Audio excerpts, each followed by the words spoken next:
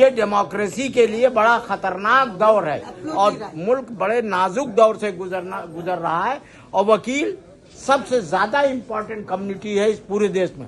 दुर्भाग्य है कि एक वक्त था आजादी के बाद हर वकील के कहते हैं पार्लियामेंट का चुनाव लड़ता था, एमएलए होता था।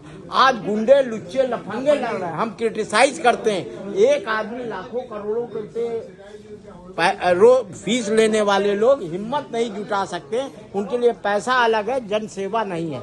Number 2, EVM. जब आप जानते हैं पेट्रोल को कंट्रोल किया जा सकता है रिमोट से, ये बहुत आम है, तो क्या एक आदमी बाहर बैठ के जो ईवीएम का रिमोट है उसको कंट्रोल नहीं कर सकता?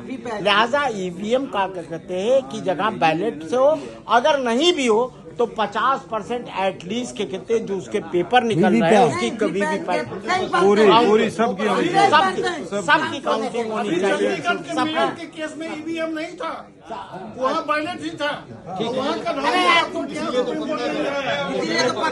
अरे ईवीएम पकड़ दी जाती है। मेरा ये है कि दोनों चीज के हम समर्थन। ये ठप्पा मारने की अरे अपने नंबर पर बोलो यार, ऐसे बैलेट में भी होता है। तो तेरा नंबर आ जाए तो बोल दियो, हट जा। त्यागी जी को बोलने तक बोलिए त्यागी जी। अरे सुनने दे, आप सुनने दे, बैठ जा।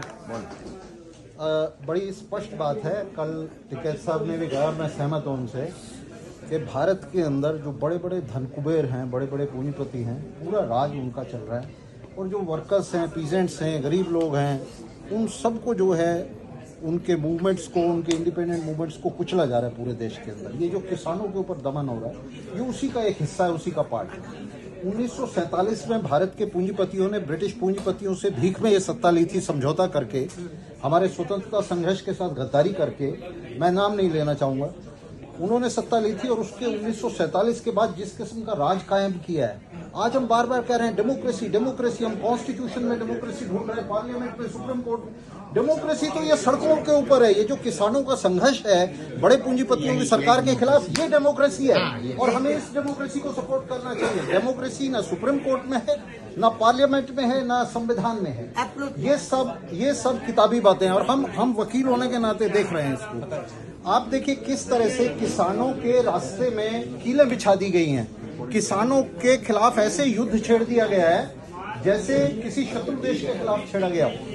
तो ये जो सरकार है, ये निश्चित रूप से एक मुट्ठी भर लोगों की सरकार है जो पिरामिड के ऊपर बैठे हुए हैं, टॉप पे बैठे हुए हैं। और मैं नाम लेके कहूंगा तो अडानी और अंबानी और उनकी क्लास की ये सरकार है। yes. और जो आम साधारण आदमी है उसमें हम सब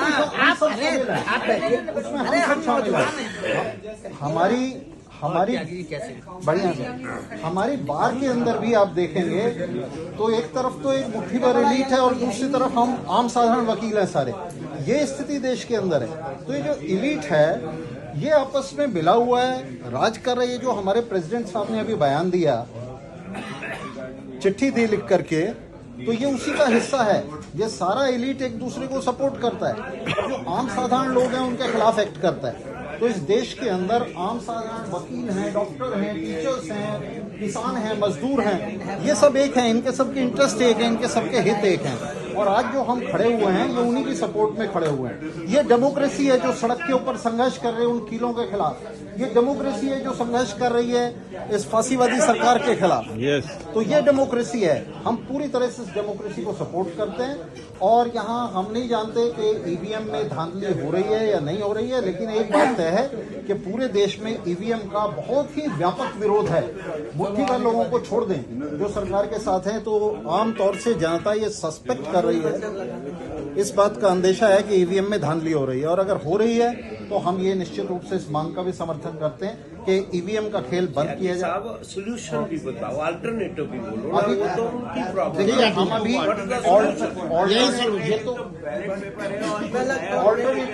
बोलो ना, ओपिनियन बनाते हैं। जी ये जो संघर्ष है, ये जो किसानों का संघर्ष है, ये जो हमारा संघर्ष है, हम भी ये संघर्ष कर रहे हैं, बोल रहे हैं, रेजोल्यूशन डाल रहे हैं। तो ये जो संघर्ष है इसको आगे बढ़ाया जाए, मिलकर इसको आगे बढ़ाया